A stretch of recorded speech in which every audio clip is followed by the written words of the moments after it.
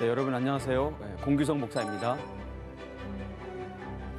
국민복음, 세상을 깨우는 말씀을 통해서 하나님을 더 깊이 친밀하게 만나기 위해서 창세기 함께 공부하는 시간인데요. 하나님을 더 가까이 느끼는 귀한 시간 되기를 바랍니다. 오늘도 귀한 세 분 함께 해주셨습니다. 모두 반갑습니다.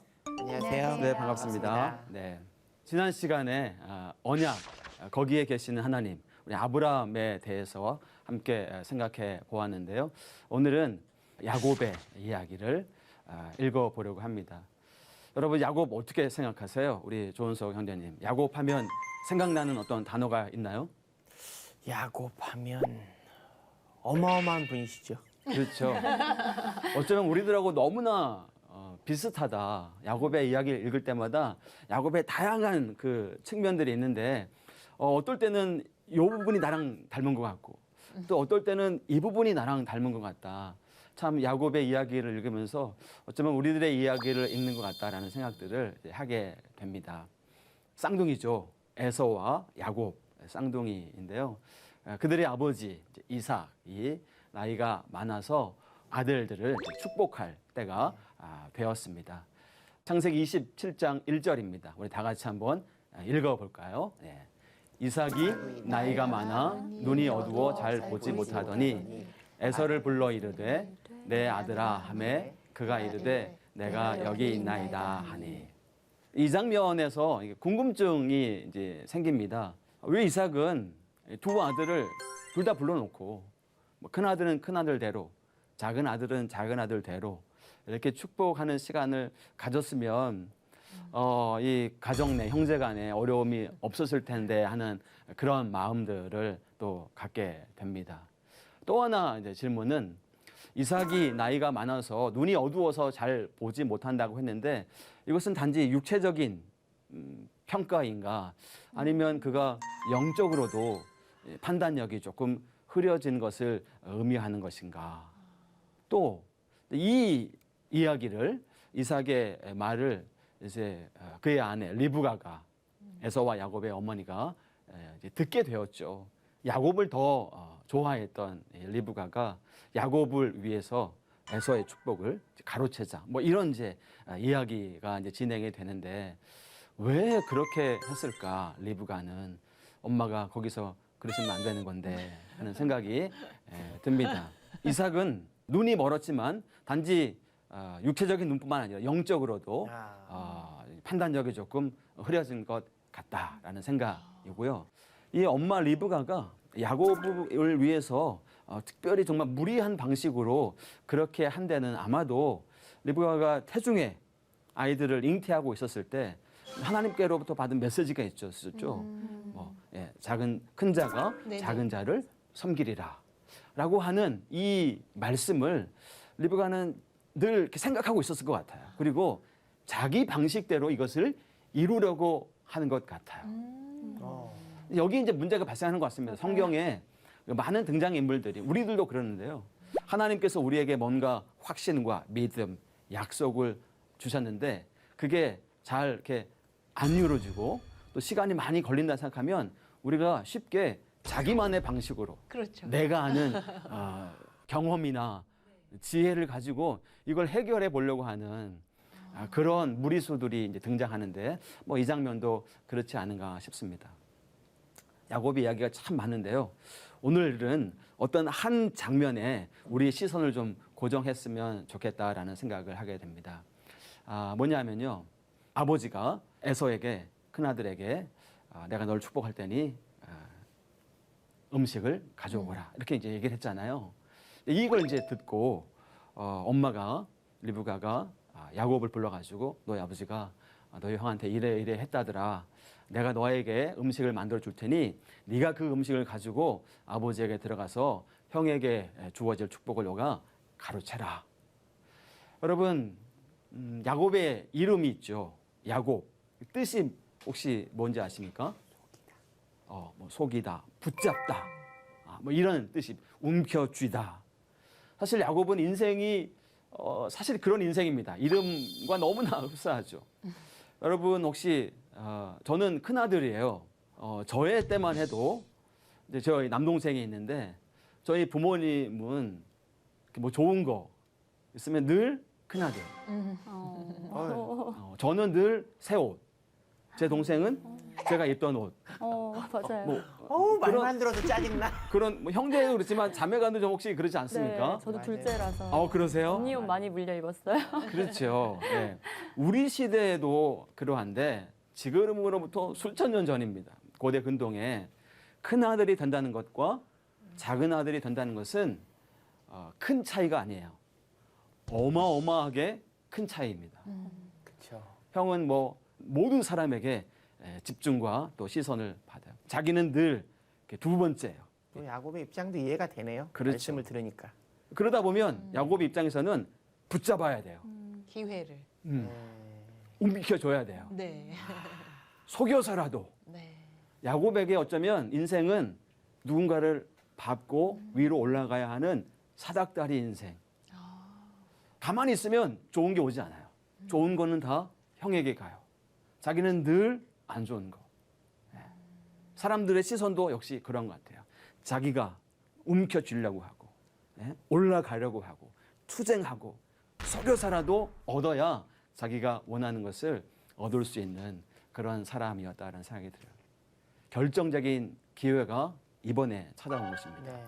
아버지가 형에게 축복하려고 하는 것을 엄마가 들었고 이제 야곱과 함께 전략을 짜는 거죠.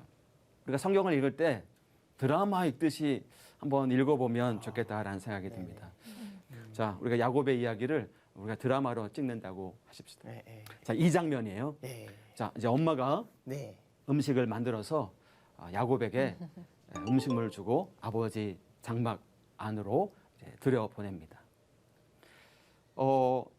야곱의 마음이 어땠을까요? 조마조마했겠죠. 들키면 어쩌나. 들키면 어떻게 되는 네. 거예요? 큰일 나죠. 죽음입니다. 네. 아 그래요? 형의 장자권을 지금 뺏은 거잖아요. 아버지가 큰 아들에게 장자의 축복을 하려고 하는데 그것을 속였어요. 축복이라고 하면 요즘 세상의 말로 그냥 유산 상속을 싹 다 그냥. 그렇죠. 역시 우리 조은성 선생님은 네, 역시 포인트를 딱딱. 네. 유산. 바로 그겁니다. 아버지 네. 거 싹 다 주는 거 아니에요? 네네. 근데 그런 축복을 그것도 아버지를 속여서 가로챈다? 이건 정말 중대한 범죄예요. 굉장히 떨렸을 것 같아요. 얼마나 떨렸을까요? 엄마가 주신 이 음식물을 들고 아버지에게 그리고 또 변장도 했대잖아요. 형처럼 보이려고. 털을 이렇게. 그렇죠. 예. 그리고 목소리는 어땠을까요? 목소리도 준비했을까요? 물론 쌍둥이니까 뭐 비슷할 수도 있겠지만 어쨌든 형처럼 보이기 위해서 들어가서 아버지가 부르면 형처럼 대답하려고 이렇게 준비도 했을 것 같아요. 최선을 다했겠죠. 그렇죠. 여러 가지 떨리고 긴장되는 마음, 또 형처럼 보이려고 하는 어떤 그런. 물론 아버지가 이제 나이가 많아서 잘 알아보지 못하는 경우이기도 했지만, 자 그렇게 해서 이제 음식을 들고 들어갑니다. 자 그런데요, 우리 같이 한번 읽어볼까요? 시작. 야곱이 아버지에게 나아가서 내 아버지여 하고 부르니 이르되 내가 여기 있노라. 내 아들아 내가 누구냐. 자 여기까지. 아들이 들어오긴 했는데 이게 큰 아들인지 작은 아들인지 이게 명쾌하지가 않았던 거예요. 야곱이 뭐라고 대답해야 합니까? 같이 한번 읽어보겠습니다. 시작. 야곱이 아버지에게 대답하되 나는 아버지의 맏아들 에서로소이다. 여기까지만 했어요. 아까 아버지가 야곱이 들어왔을 때 너가 누구냐라고 물었을 때 저 큰아들 에서입니다. 여러분 이 대답은 참말이에요? 거짓말이에요? 거짓말이죠. 거짓말. 거짓말이죠.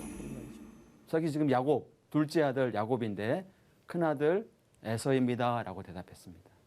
근데요 이거 거짓말 아닙니다. 참말이에요. 무슨 말씀하시는 거예요, 목사님 지금? 두 사람 사이에 출생의 비밀이 있는 건 아니고요. 야곱이 아버지의 장막 안으로 들어가기 전에 수많은 갈등과 고민과 번민하면서 나 야곱으로 살고 싶지 않아. 나 이제까지 야곱으로 사는 건 너무나 힘들었어. 나 에서가 될 거야. 나 이제 아버지의 텐트에 들어가서 형 에서가 받을 축복을 내가 가로채면 나는 이제 에서가 되는 거야. 아버지가 물어보면 나는 에서라고 대답해야 돼. 난 99.9% 에서가 된 거야. 라고 텐트 안에 들어간 거야. 야, 이거 너무 심한 자기 부정이고 그렇죠. 예전에 그 어떤 일일 드라마 보면 갑자기 이렇게 점 찍고 나타나가지고 다른 사람이 되고 그렇죠. 뭐 이런 거 있잖아요. 네. 아, 진짜 그런 거 같아요. 대박이다 정말. 그러니까 야곱은 아버지 이삭이 네가 누구냐라고 했을 때 마치 기다렸다는 듯이 저 큰아들 에서입니다. 야곱이 좀 무섭게 느껴지는데요. 네, 좀. 그렇죠. 마음이 네. 아파요. 완전히 거의 무섭다. 에서가 되어버린. 그만큼 야곱은 에서가 되고 싶었거든요. 야망이 있는 사람이었네요. 에서가 갖고 있는 거 갖고 싶었거든요. 자, 그런데요. 하나님께서 그들의 엄마 리브가가 태중에 쌍둥이를 잉태했을 때 뭐라고 말씀하셨나요? 큰 자가 작은 자를 섬기리라. 예? 야곱을 향한 하나님의 계획, 약속의 계획이 있었다 이 말이죠. 그래서 하나님은 언제든 하나님의 시간표에 하나님의 방식대로 야곱에게 축복하려고 했어요. 축복을 주셨겠죠. 아, 그럼 이 방법을 굳이 하지 않았어도 그럼요. 그때 그 예언의 말씀이 이렇게 이루어질 수 있을까? 라고 판단하고 결정한 것 같습니다. 어렵네요. 기다리지 뭐- 못했어. 근데 목사님 어차피 하나님의 언약의 계획 안에 들어 있는 거잖아요. 그렇죠. 그런데 인간적인 성급함으로 그렇죠. 우리가 뭐를 계획해서 먼저 할 때 네. 하나님이 지금 슬퍼하신다고 하셨잖아요. 슬퍼하시죠. 그런데 또 나중에는 이 방법 그 뒷일을 하나님이 해결하시잖아요. 그렇죠. 결국 야곱에게 그 계보가 이어지잖아요. 그렇죠. 근데 그 연결이 좀 네. 그러니까 하나님께서는 결국에는 약속에 신실하신 분이시기 때문에 포기하거나 실패하지 않으십니다. 아, 다만 시간이 지연될 뿐이죠. 근데 문제는 창세기를 보면요. 하나님께서 아브라함을 통해서 약속하신 이 약속이 어떻게 이루어지는가를 볼 때 인간들이 계속 거짓말 혹은 속임수를 사용합니다. 아브라함도 그랬고요. 이삭도 그렇고 야곱은 뭐 절정이고 야곱의 아들들 아내도 그런 일들이 발생합니다. 이게 하나님의 약속을 지연하는 그런 걸림돌이 된다는 거죠. 방법도 하나님께서. 바르지 않았고요. 그렇죠. 하나님께서 야곱이 없어져 버린 거잖아요.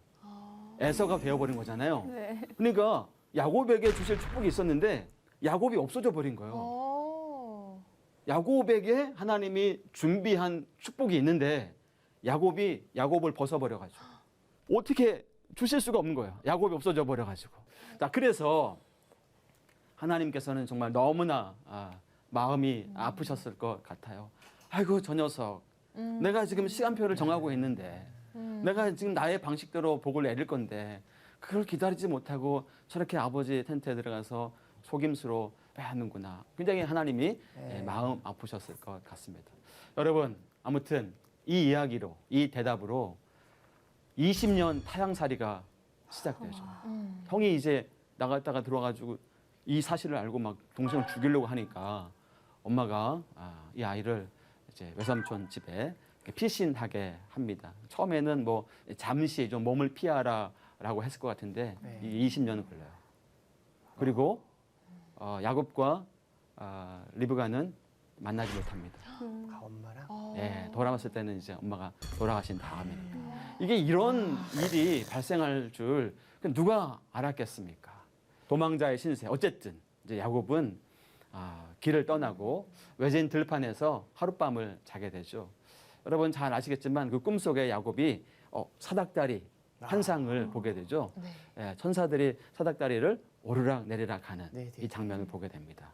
아까 야곱은 인생을 이렇게 움켜쥐고 붙잡고 올라가고 투쟁하고 속여서라도 자기가 쟁취하려는 이게 바로 인생이다라고 생각했는데 한마디로 피곤한 인생을 피곤한 살았네요. 인생이죠. 근데 이 꿈속에서는 뭡니까 여러분?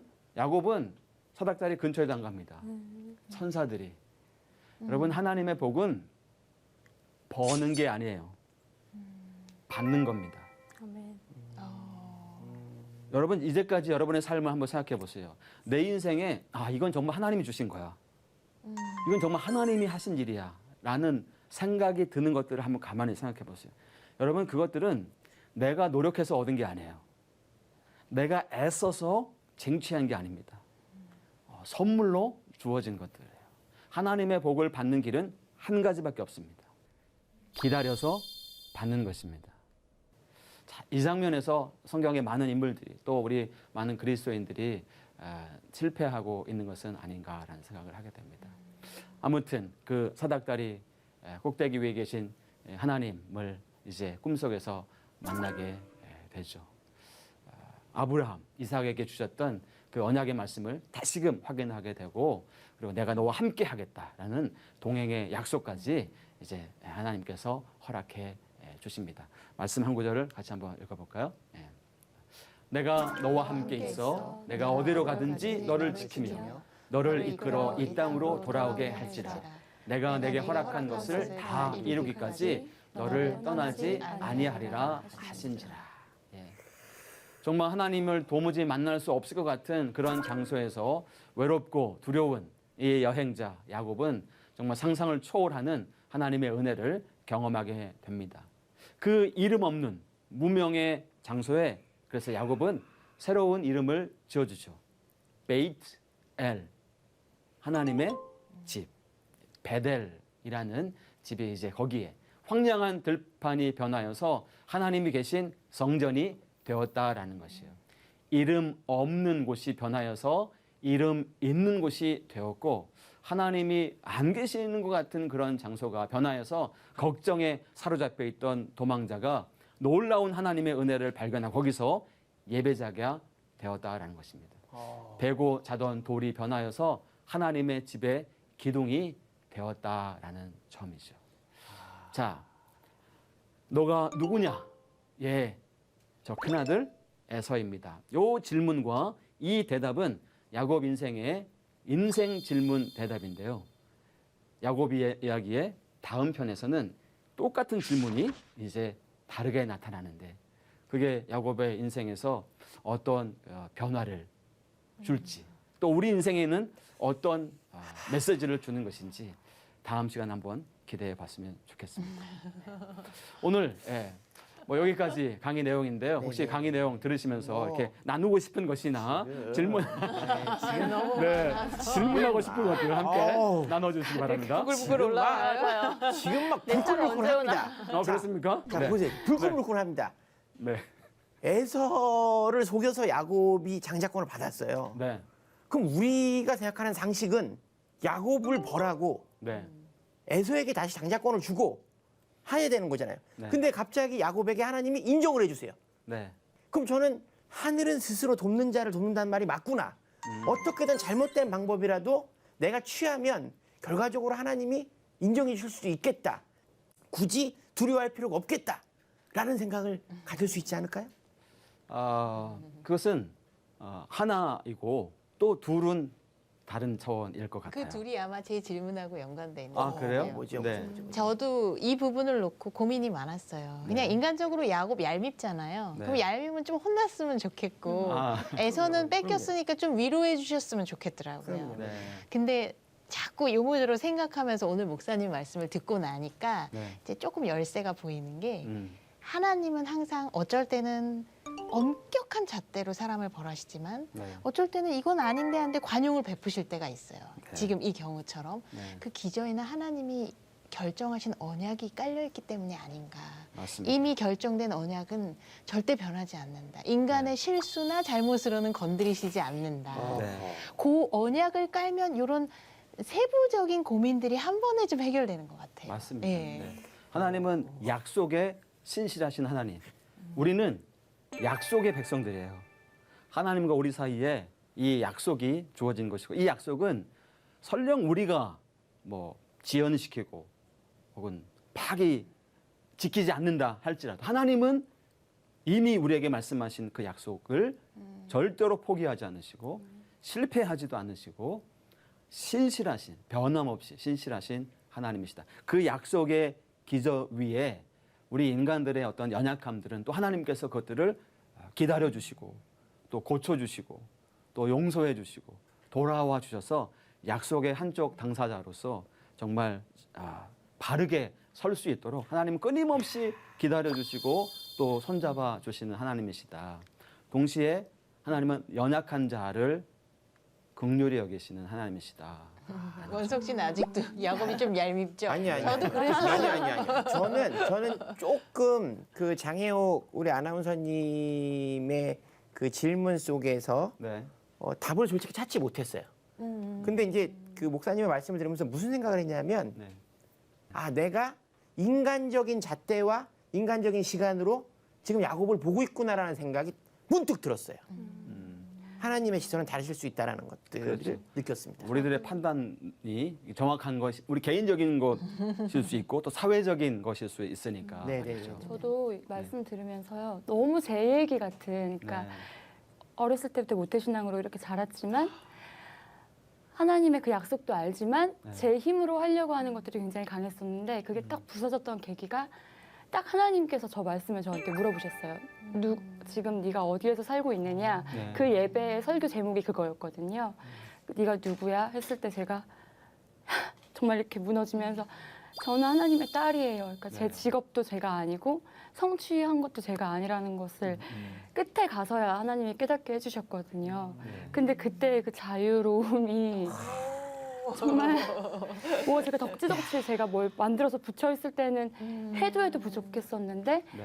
딱 제가 하나님의 딸이에요. 저는 그렇게 했을 때 그 자유로움이 엄청났거든요. 방세옥 씨가 그렇게 말씀하시면 제가 뭐가 됩니까? 아니요, 근데 그만큼 제가 의가 강했어요. 제 의가 정말 강했어요. 우리 방세혁 자매님 오늘 첫 시간일 텐데 아마도 우리 자매님을 위한 오늘 또 시간이 아니었을까라는 생각도 너무 한번 해보게 됩니다.